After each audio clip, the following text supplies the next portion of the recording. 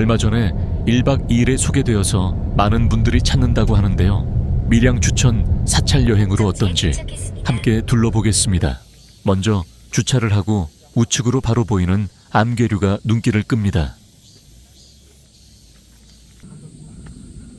일반적인 사찰에서 보이는 일주문, 금강문, 천왕문을 통해 경내로 들어오는 구조는 아니고 주차장에서 계단을 오르면 바로 만호사의 주요 정악들이 위치한 경내가 나오네요. 사찰 내에는 대웅전, 미륵전, 삼성각, 종무소, 요사차에 보물로 지정된 3층 석탑이 있습니다. 세종실록 기록에 의하면 만호사는 신라시대 왕들이 불공을 올리는 장소로 이용되었다고 합니다.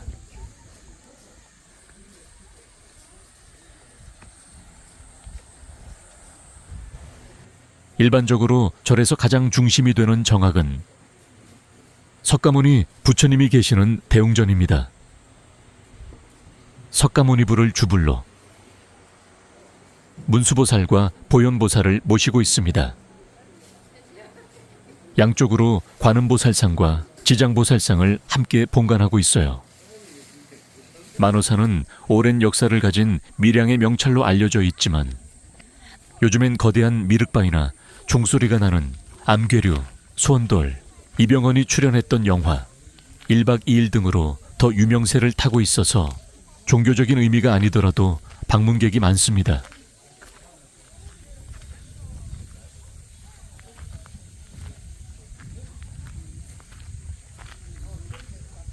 우학스님 생활법문에 보면 자식기도는 칠성기도가 딱이라는 말씀이 계십니다. 만호사를 방문했던 날이 음력 7월 7일 칠석이었는데요. 칠석은 견우와 직녀가 만나는 날이기도 하지만 불교적인 칠성신앙은 7분의 성군께 기도를 드립니다. 칠성날에 올리는 기도는 화합을 이룰 수 있어 소원이 잘 이루어진다고 칠성 기도를 많이들 올리십니다.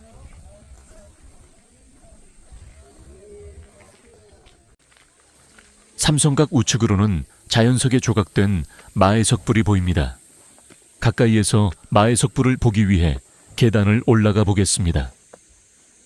마의 석불은 자연의 바위면을 이용하므로 대부분 규모가 큰 작품이 많습니다.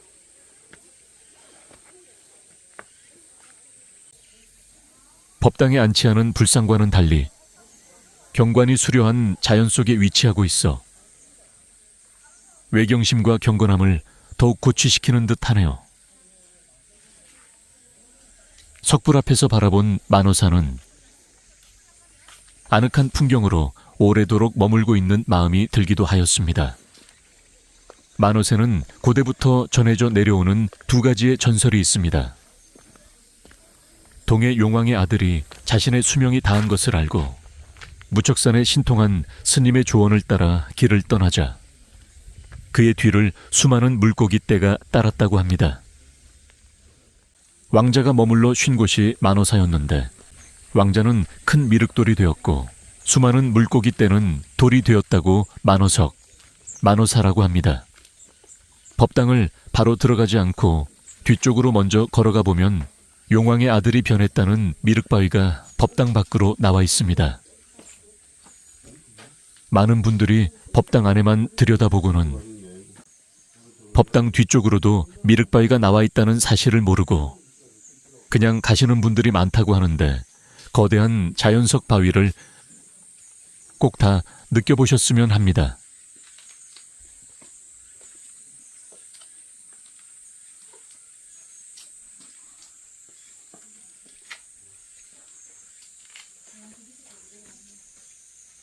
지금 가는 미륵전에는 불상이 있어야 할 자리에 큰 바위를 모시고 있습니다. 얼마나 독특한 모습이길래 만호사를 찾는 분들이 대웅전보다 미륵전을 더 많이 찾아 기도를 하시는 걸까요? 미륵전 안에 높이 5m 정도로 솟아있는 자연석이 바로 왕자가 변해서 된 미륵바위입니다. 침식과 풍화 과정에서 부서지지 않고 남아있네요. 이 미륵바위는 해마다 조금씩 자라나는 신기한 바위로 알려져 있으며 경상남도 기념물 152호로 지정되어 있습니다. 어산불영경석이라고 멀리서 보면 부처님 얼굴도 보이고 가까이 보면 사라지며 옆에서 보면 엄마고래와 아기고래 형상도 보인다고 해서 많은 사람들이 미륵전에 오랜 시간 머물러 계십니다. 아들을 낳게 해달라고 소원을 빌면 이루어진다고 하는데 요즘 사람들의 생각이나 소원은 또 많이 다르겠죠.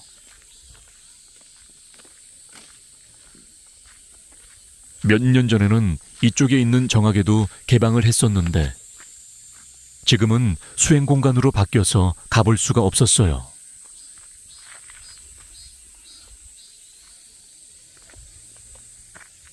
만어사의 또 다른 전설은 삼국유사에 기록된 이야기로 양산 옥지 연못에 동룡 한 마리와 5삭귀 나찰녀가 사귀면서 노우와 우박을 일으켜 4년간 가락국에 흉년을 가져왔다고 합니다.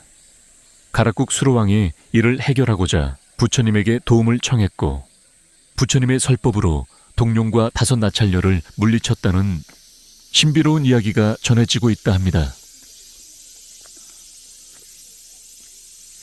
이를 기리기 위해 수로왕이 만어사를 창건했으며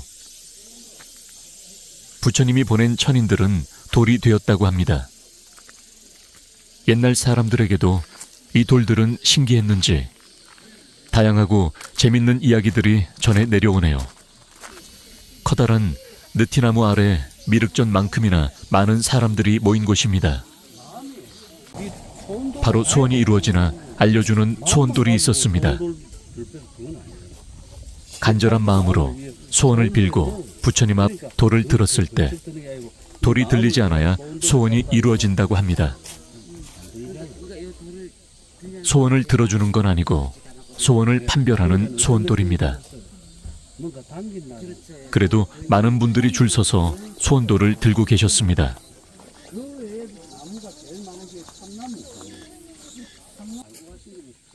지켜보는 사람들도 돌이 들리지 않기를 응원하는 분위기입니다.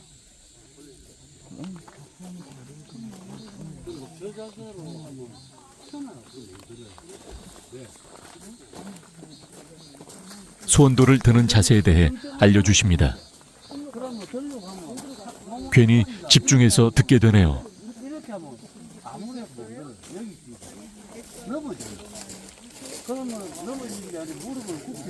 무릎을 굽혀서 힘을 더 실으라는 이야기 같습니다.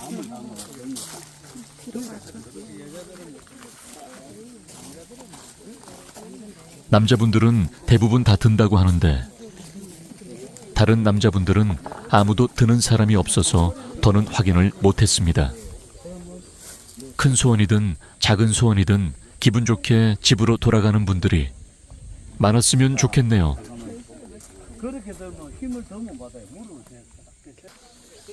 대웅전 바로 아래에 있는 만어사 3층 석탑은 고려시대의 석탑으로 신라시대 석탑보다 투박하긴 하지만 안적적인 비례와 균형미가 뛰어난 석탑입니다.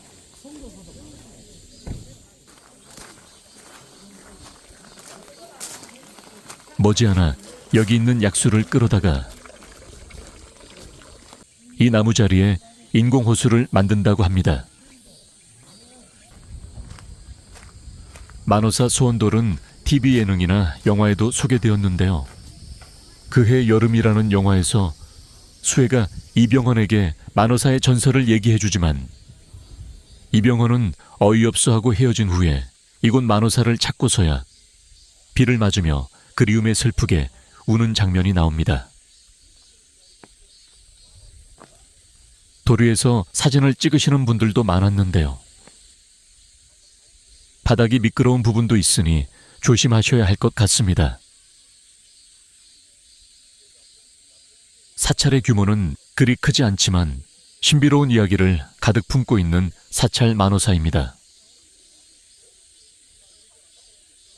이곳에서 보는 운해가 밀양 8경 중 하나라고 하니 다음에 다시 이곳을 찾게 되면 멋진 운해의 모습도 꼭 보고 싶습니다. 시청해 주셔서 감사합니다.